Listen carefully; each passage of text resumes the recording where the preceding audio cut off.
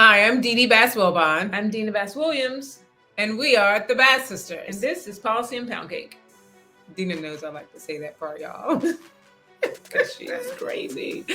Okay, so you are the majority. Why? That's my new nickname for her. Why are you the majority? Why do I call you the majority? Because I am now 51 years young, old, whatever you want to call 50 it. plus 1, that's the majority. And yes, she's the oldest. Most people think that I'm the oldest because I am so wise and mature, but she's actually the oldest. I hit the big 50 in January.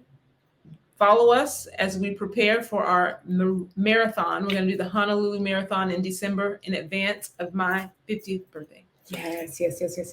And on your birthday, the kids gave me this shirt because July 26th, which is your birthday, also happens to be National Aunts Day, but we never get to celebrate it because it's your birthday. So they got a nice cute shirt. Yes, I love it.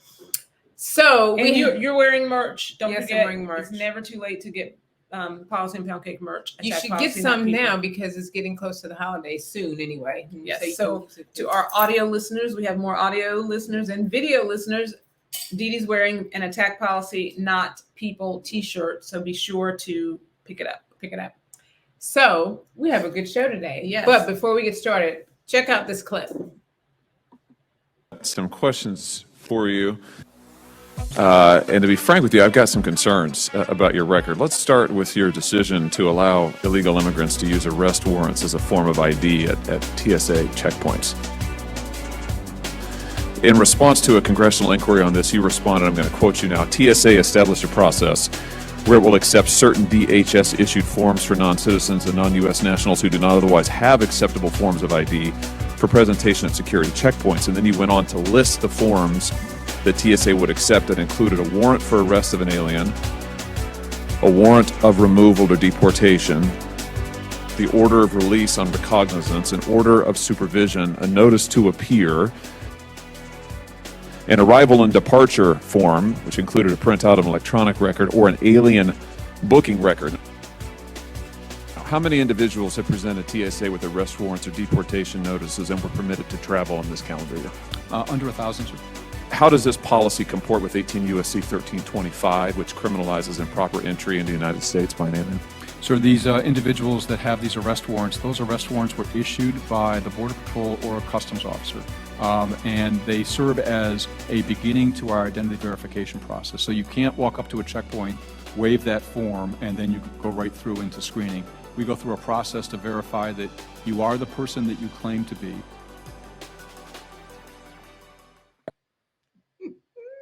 Yeah, so basically you can use the arrest warrant that they issued because you entered the country illegally to fly in America. On American Airlines. But this gentleman is saying that you can't just show it. They're going to show it and verify that you are in fact. They're going to ask you a couple of questions to confirm that you are in fact the person who is identified in the form which says that you are here illegally. I'm sorry. That doesn't make any sense. It doesn't make any sense. It actually makes me kind of laugh because it's kind of funny.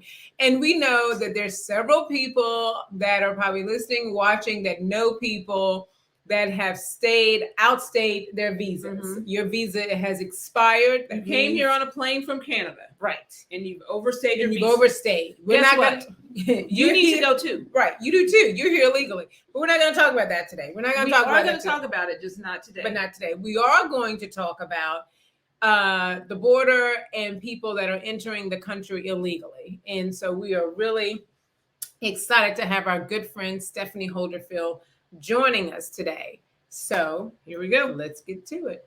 We are so excited. We are here with our soul sister in Christ, Stephanie Holderfield. I feel like we've known Stephanie for our entire lives. And we have not. We've known Stephanie. We met Stephanie when Dr. Carson hired Basketball Affairs to work on his campaign. And I was the National Press Secretary. Dee Dee was back at the BPA headquarters doing all the research for me that needed to be done while I was on the road.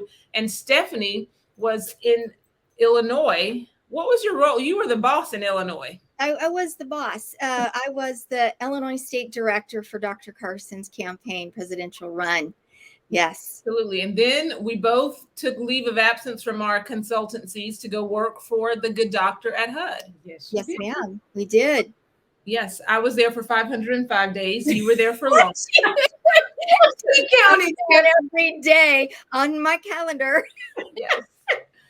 And I survived the bureaucracy because of people like Stephanie.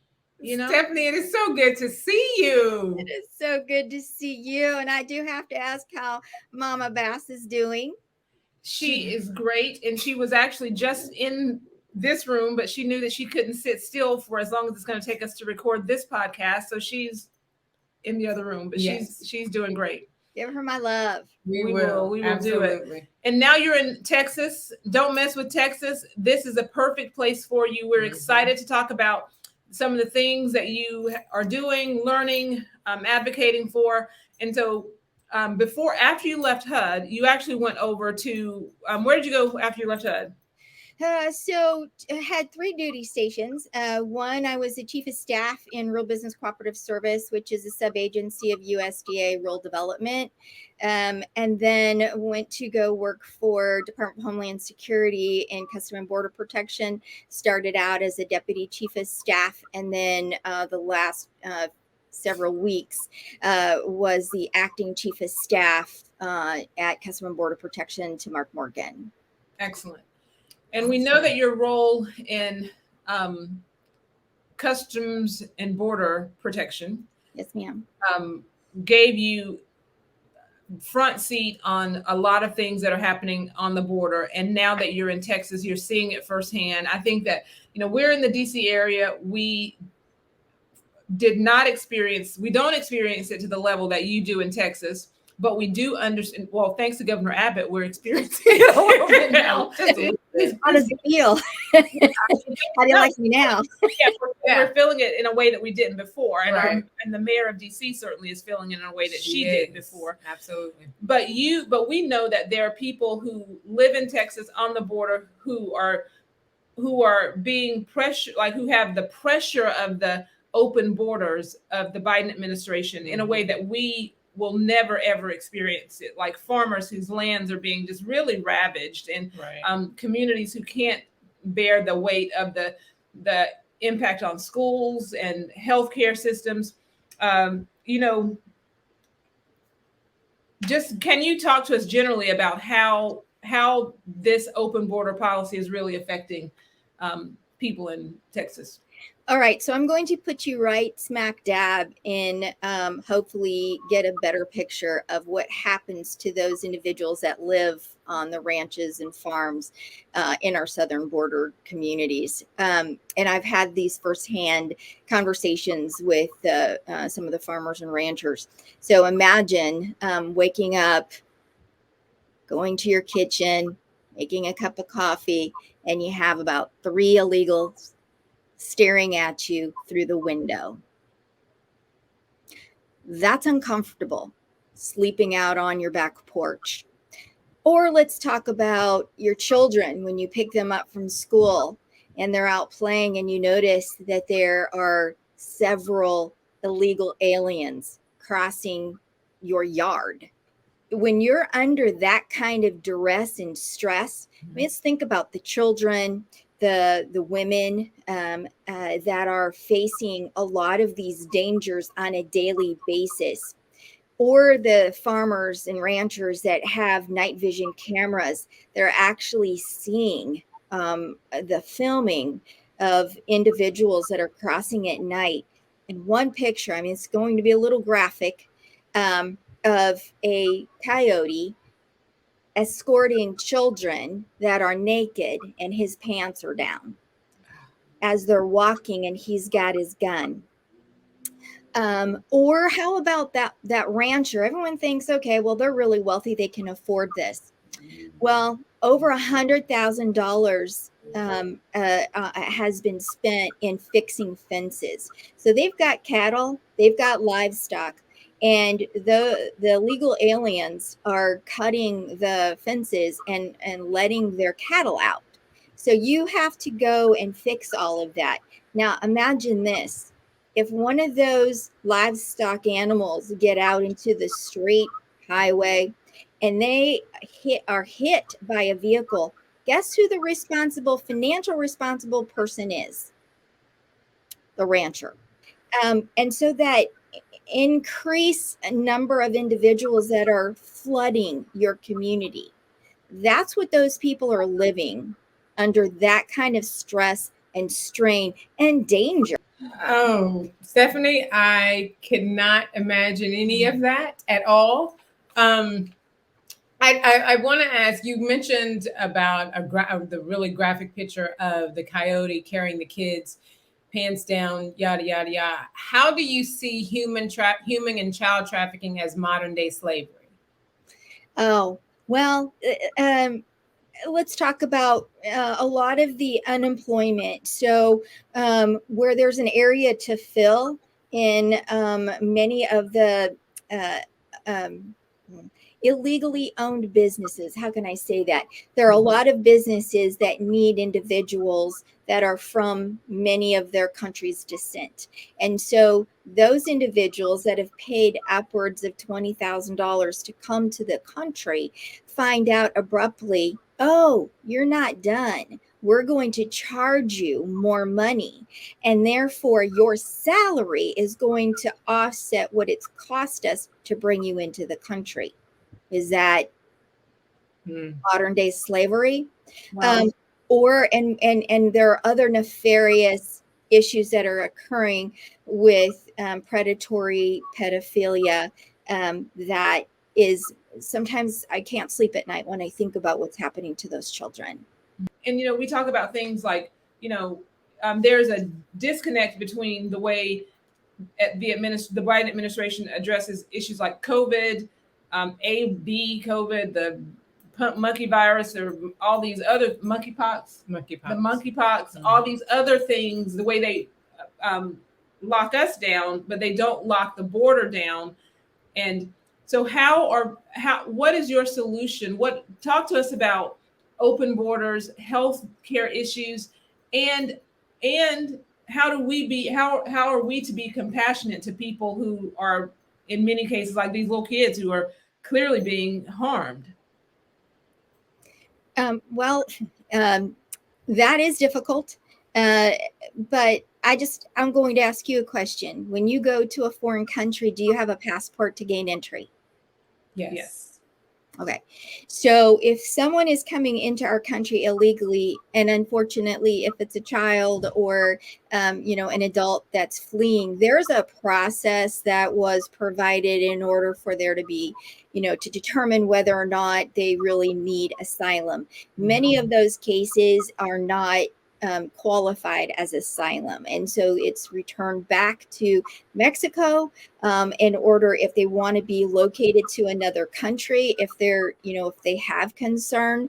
But it's also part of the process is reconnecting those families if they're truly families. So there are processes in order to determine whether or not these individuals that have come over are actually have familial status. And so if they're not a familial status, then they have to go through another process through Health and Human Services. So especially if they're determined to be 17 years or younger. So basically, open borders exacerbates the problem. It doesn't help them, and it doesn't help us. No. And so the Christian process, do we want people to come to the United States and really learn about who Jesus Christ is, give them hope, and give them an opportunity for a leg up? Absolutely. But here's the other thing, Dina, you and I both know, and Dee Dee, when we worked at HUD, our focus was on the underserved community. Right. And so those already taxed areas of housing, SNAPs programs, health services, those are already taxed by a lot of individuals that are having difficulty getting that, our seniors, what's happening to our seniors. And so when we have that kind of influx, those individuals get put to the back of the line. And that's as an American, I don't want my countrymen to have to suffer any longer because we've allowed individuals to come into our country from other countries that are automatically put to the front of the line. There's something that's very unjust and unfair about that. Stephanie, how are the NGOs and nonprofits aiding at the border? Well, unfortunately, they are providing funds for them. They're providing transportation, housing, giving them cell phones. And you know how an NGO gets their dollars? From government grant money. Mm-hmm. So we as the taxpayers are again supporting individuals that are entering into our country illegally. And it's an influx of thousands and thousands and thousands and thousands of people that are just, it's a surge. And they don't stop. They get in line now so that they can be greeted. So we now have, rather than having Customer Border Protection officers and agents at the border, we now have greeters. And they then begin to sort of process them. The NGOs are then handed these individuals, and they're also given, notices to appear. Good luck getting them back, because DOJ is probably 5 to 6 years in a backup. Right. So these NGOs are putting them God knows where. And the sad thing is, even during the Trump administration, we had a 3-year backup in Department of Justice. Okay, so we're going to wrap up. One last question about election integrity. And we know that when we go into that, even saying that phrase, we have cautioned people from even using election integrity as a phrase because it's so charged. So we talk about election empowerment, want voters to be empowered, election accountability. We believe in election integrity. We know that when we say election integrity, the left goes nuts, right? They just lose it. They implode. But as it relates to the border and what happened in the Texas primary, we're not talking about 2020, but talk to us about how illegal immigration compromises election integrity as you've seen it. And we're not talking about 2020. We're talking about right now and election accountability, election empowerment for American voters. And what you've seen in the primary in Texas. And so when individuals are given identification cards by any government agency, whether it be the state or federal, and given the ability to vote in our elections, it changes those numbers. And so unfortunately, what they're finding is that there were disparity of numbers. And so actual registered voters in comparison to the vote tally that we had. And, the community has a way to determine what party that you're affiliated with, and those numbers should add up. And so unfortunately, those numbers are not adding up. There are more votes than there are people. Are you allowed to vote in the primary? I know in New York they had this rule where they were trying to get, in New York City, you could vote if you were not an American citizen. But can you vote in Texas if you're not an American citizen? No, and it's suspected that is what actually took place. To be able to say with complete authority that that's what happened, I cannot. However, what I can say is their numbers didn't add up. And so my question is, the ballots that they're given, where are they getting the ballots from, and why do we have ballots? I think they go to the polling place and they present an ID, but they've been given an ID by government agencies when they should not have been given an ID. Is that? That's exactly correct. Okay. There's a lot of, the bottom line is, this is how we feel.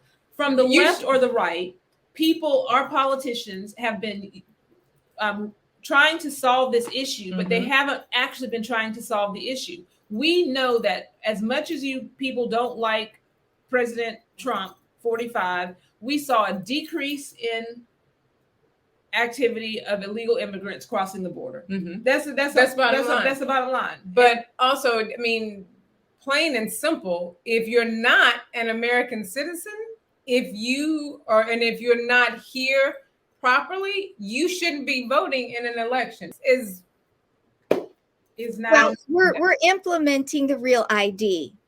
Have you boarded a plane without some type of photo ID? No. And so we're we're supposed to be a nation based on, the rule of law.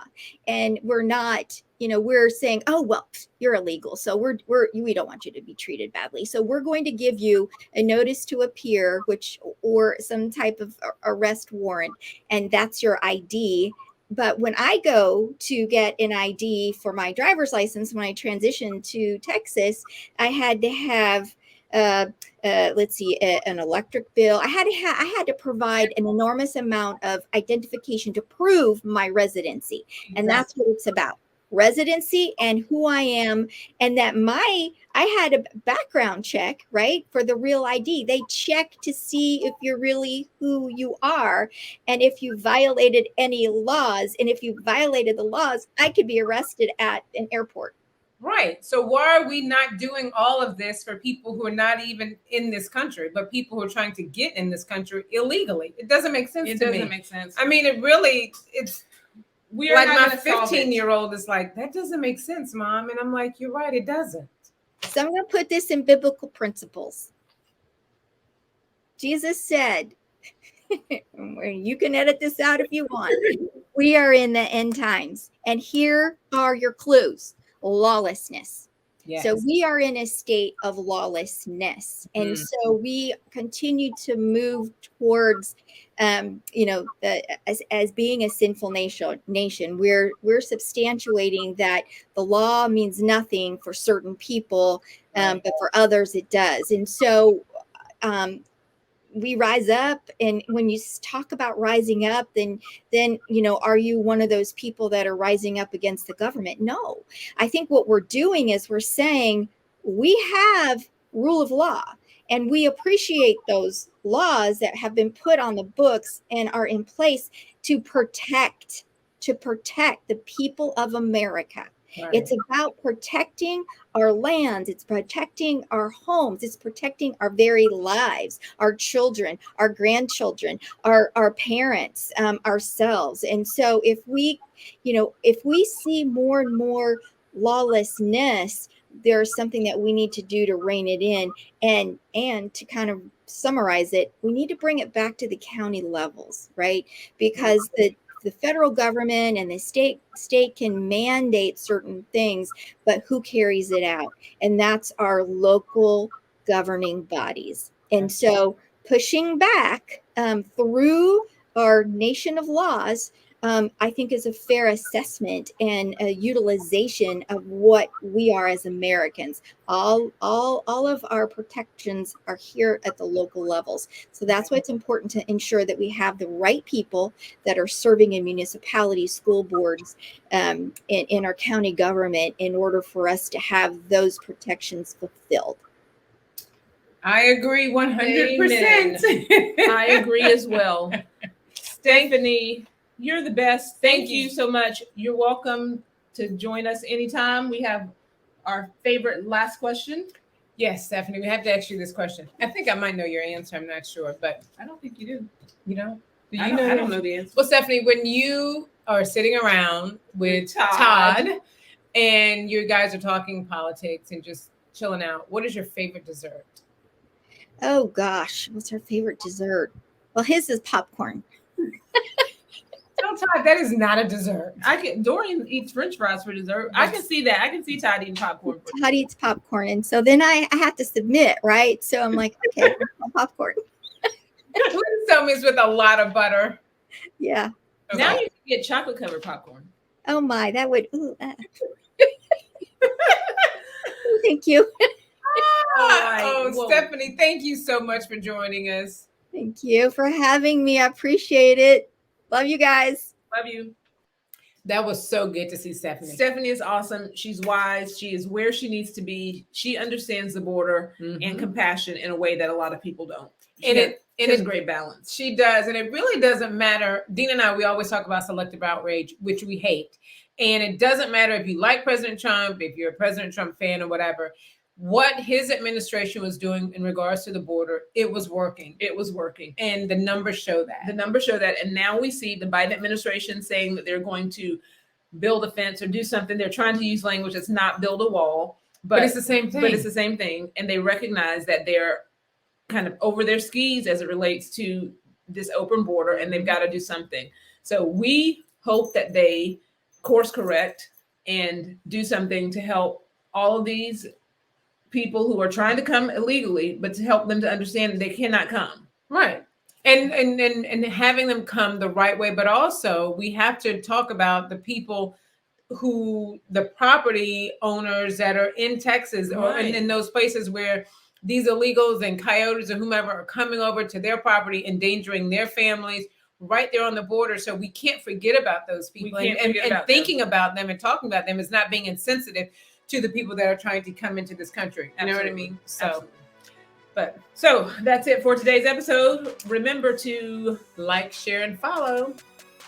We appreciate you. In case you missed them, you can listen to archived episodes of Policy and Pound Cake, link in bio.